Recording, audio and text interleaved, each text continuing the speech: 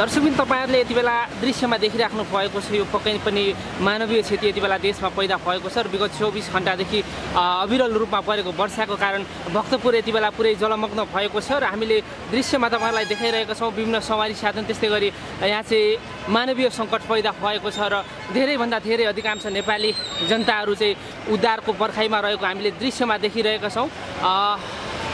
विगत केही समयदेखि जुन वर्षाको मौसमी यो परिवर्तनसँगै भक्तपुरमा यति बेला निकै नै ठूलो संकट पैदा भएको छ र हामीले दृश्यमा देखाइरहेका छौं यो बेलैमा सम्बन्धित निकायले ध्यान नपुर्याएको खण्डमा यहाँ चाहिँ निकै ठूलो मानवीय क्षति हुन सक्ने हामीले चाहिँ देखिरहेका छौं। यति बेला हामी भक्तपुरको नयाँ ठिमीमा छौं र यो राधे राधे परिसर त्यस्तै गरी हनुमन्ते खोलाको यो परिसरमा चाहिँ निकै ठूलो डुबान भएको छ र यो हजारौं सवारी साधन गुड्ने बाटो यति बेला देख्न सक्नुहुन्छ तपाई नदीमा परिणत भएको छ र यहाँ चाहिँ निकै ठूलो जलसागर उर्लिएको छ। यो दृश्य हामीले तपाईहरु माझ देखाइरहेको छौं र तपाईहरु माझ हामी केही बेरमा लाइभ गर्ने पनि हामी तपाईहरुलाई जानकारी गराउँदैछौं। त भएको छ र कति बेला भत्किन्छ कति बेला यो चाहिँ खस्ने हो भन्ने कुरा हामीले अनुमान लगाउन सकिरहेका छैनौं। दर्शकवृन्द यो भक्तपुरको हाइवेको पुल समेत निकै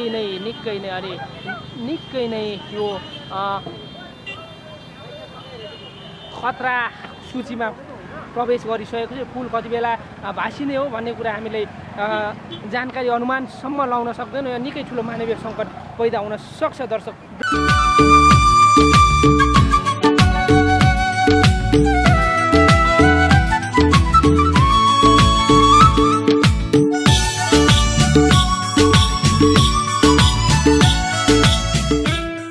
दर्शकबिन तपाईहरुले यति बेला दृश्यमा देखिराख्नु भएको छ यो पक्कै पनि मानवीय क्षति यति बेला देशमा पैदा भएको छ र विगत 24 घण्टादेखि अविरल रूपमा परेको वर्षाको कारण भक्तपुर यति बेला पुरै जलमग्न भएको छ र हामीले दृश्यमा तपाईहरुलाई देखाइरहेका छौं विभिन्न सवारी साधन त्यस्तै गरी यहाँ चाहिँ मानवीय संकट पैदा भएको छ र धेरै भन्दा धेरै अधिकांश नेपाली जनताहरू चाहिँ उद्धारको पर्खाइमा रहेको हामीले दृश्यमा देखिरहेका छौं।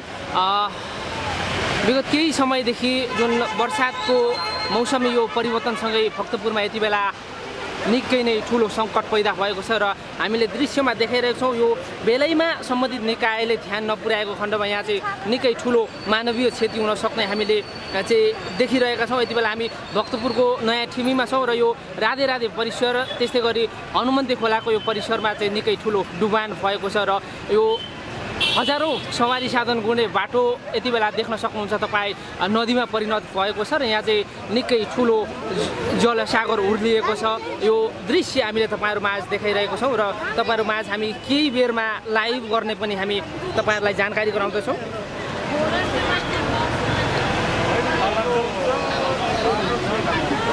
र यहाँबाट विभिन्न पूर्वका विभिन्न ठाउँ त्यस्तै गरी विभिन्न जिल्लामा सुत्ने सवारी साधनहरू बीचैमा अलपत्र परेका छन्। त्यस्तै गरी हजारौं यात्रुहरू पनि बाटो बीचमै अलपत्र परेको दृश्य हामीले देख्न सक्छौं। त्यस्तै गरी हनुमन्ते खोलाले यति बेला निकै ठूलो मानवीय संकट पैदा गरेको छ र यो हनुमन्ते खोला परिसरमा चाहिँ धेरै जनताहरू सर्वसाधारणहरू अभर परेको संकटमा परेको हामीले थाहा पाएका छौं र सम्बन्धित निकायले हामीलाई जानकारी दिएको छ। यो दृश्य तपाईहरु माझ हामीले अपडेट गरिरहेका छौं। यहाँ चाहिँ निकै ठूलो संकट पैदा भएको छ। यति बेला दर्शकबिन तपाईहरुसँग हामीले ताजा अपडेट यहाँबाट जानकारी गराइरहेका छौं र हामी पलपलको अपडेट तपाईहरुमा गराइराख्ने बाचाका साथ तपाईहरु यो भिडियो हेरिराख्नु भएको छ। यति बेला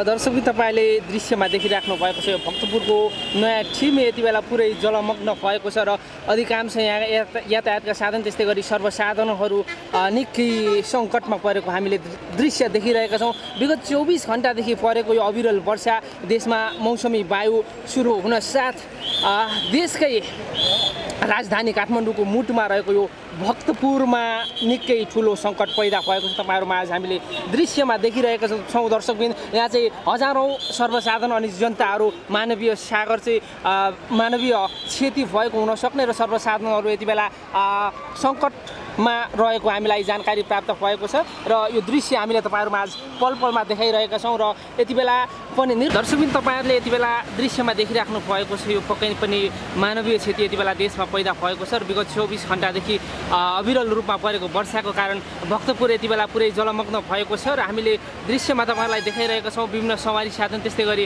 यहाँ चाहिँ मानवीय सङ्कट पैदा भएको छ र धेरैभन्दा धेरै अधिकांश नेपाली जनताहरू चाहिँ उद्धारको पर्खाइमा रहेको हामीले दृश्यमा देखिरहेका छौँ।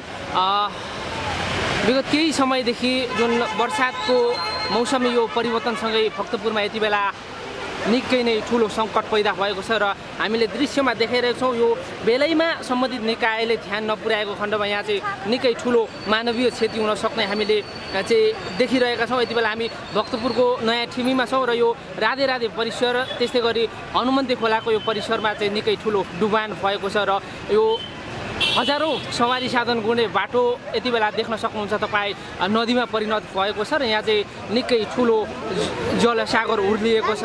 यो दृश्य हामीले तपाईँहरूमा आज देखाइरहेको छौँ र तपाईँहरूमा आज हामी केही बेरमा लाइभ गर्ने पनि हामी तपाईँहरूलाई जानकारी गराउँदैछौँ। देशकै राजधानी काठमाडौँको मुटुमा रहेको भक्तपुर त्यस्तै गरी विभिन्न जिल्लामा भएको यो डुबान सुरु भएको छ। पक्कै पनि वर्षायाममा हुने यो निकै नै ठुलो अनि क्षति गराउने गर्दछ। विगतको चाहिँ इतिहास हेर्ने भनेदेखि झापा र तराईका विभिन्न जिल्लाहरू डुबानमा पर्ने गर्थे तर यसपालि भने सुरुमै मौसमी वर्षा हुने साथ काठमाडौँमै डुबान भएको छ। यो निकै नै दयनीय अवस्था हामीले देखिरहेका छौँ र यहाँ हजारौँ यातायातका साधनहरू बिचल्लीमा परेका छौँ। त्यस्तै गरी हजारौँ यात्रीहरू बीच बाटैमा अलपत्र परेको हामी दृश्य देख्न सक्छौँ र दर्शकवृन्द हामीले यो दृश्यमा देखिरहेका छौँ निकै नै दयनीय अनि कष्टकर अवस्था बनेको छ। यहाँनिर चाहिँ हामीले दृश्यमा देखिरहेका छौँ यहाँनिर यो ठुलो मानवीय सङ्कट पैदा भएको छ र निरन्तरको वर्षाको कारणले गर्दाखेरि उद्धार कार्य पुरै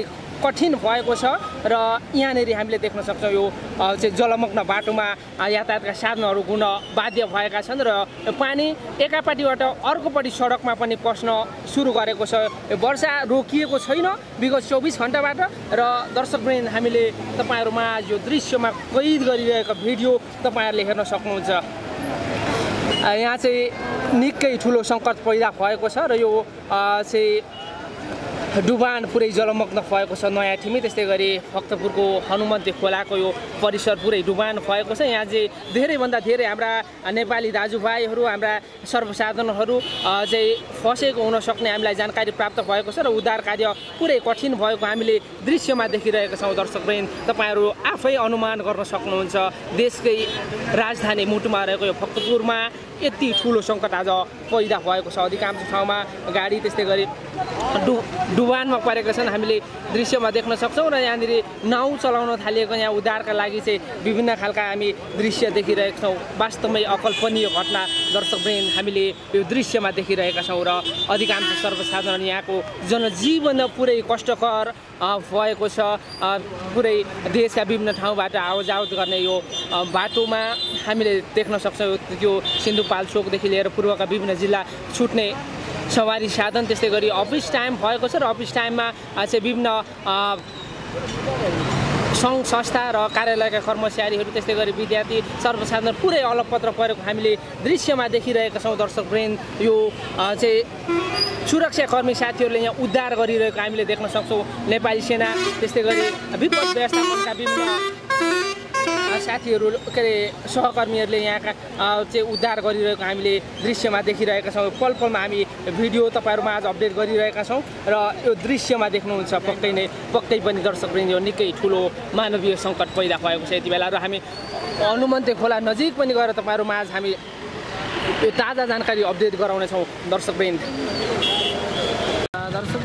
यहाँबाट चाहिँ विभिन्न सवारी साधनहरू स्कटिङको आधारमा एकतर्फी रूपमा चलाइरहेको छ र सुरक्षा निकायले निकै संवेदनशील रूपमा उद्धार कार्य जारी रहेको छ। अझै पनि कति हाम्रा सर्वसाधारण हराए कति डुबानमा परे भन्ने कुरा हामीलाई यकिन रूपमा जानकारी आइरहेको छैन र हामीलाई सम्बन्धित निकायले यो जानकारी दिन मानिरहेको छैन। केही बेरमा पत्रकार सम्मेलन गरेर यो जानकारी उपलब्ध गराउने हामीलाई जानकारी प्राप्त भएको छ। दर्शकवृन्द, हामीले दृश्यमा देखिरहेको छौँ ट्राफिक प्रहरी अनि नेपाली सेना, त्यस्तै गरी सशस्त्र प्रहरी, रेड क्रसका विभिन्न सक्रिय युवाहरूले चाहिँ यहाँ उद्धार कार्य जारी रहेको छ। यो सडक पुरै आतङ्कित भएको छ, निकै आतङ्क मच्चाएको छ। यो सडकमा पुरै चाहिँ सवारी साधनहरू जाम भएका छन्, अलपत्र परेका छन्। सयौँ हजारौँ यात्रुहरू अलपत्र परेका छन्। त्यस्तै गरी स्थिति भर्खरै सामान्य अवस्थामा आउने चाहिँ स्थितिमा पुगेको छ। दर्शकवृन्द, यो निकै ठुलो मानवीय सङ्कट यति बेला पैदा गरेको छ यो भक्तपुरमा। दर्शकवृन्द,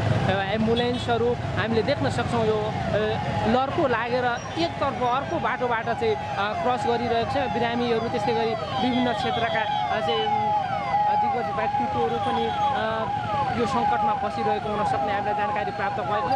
कतिजना फसे र कति सर्वसाधारण फसे भन्ने कुरा हामीलाई यो जानकारी दिन मानिरहेको छैन सम्बन्धित निकायले। केही बेरमा पत्रकार सम्मेलन हुने जानकारी हामीलाई प्राप्त भएको छ। दर्शकवृन्द, यहाँनिर हजारौँ चाहिँ यातायातका साधन अनि यात्रुहरू बिच बाटैमा अलपत्र परिरहेको अवस्था हामीले दृश्यमा देखिरहेको छौँ। दर्शकवृन्द, निकै ठुलो मानवीय सङ्कट यति बेला पैदा भएको छ। हामीले तपाईँहरू माझ यहाँको पल पलमा भिडियो अनि जानकारीहरू अपडेट गरिरहेका छौँ। यहाँ चाहिँ सिडिओ, जिल्ला प्रमुख अधिकारी, सिडिओ, डिएसपी लगायतका विभिन्न क्षेत्रका व्यक्तिहरू पनि आउने क्रम जारी छ। केही बेरमा सरकारी क्षेत्रका चाहिँ प्रमुख निकायका व्यक्तित्वहरू पनि यहाँ उद्धारका लागि आउने, यहाँका स्थिति बुझ्नको लागि आउने भन्ने जानकारी हामीलाई प्राप्त भएको छ। दर्शकले निकै ठुलो मानवीय सङ्कट पैदा भएको छ। यति बेला हजारौँको सङ्ख्यामा यो सर्वसाधारण सवारी साधनहरू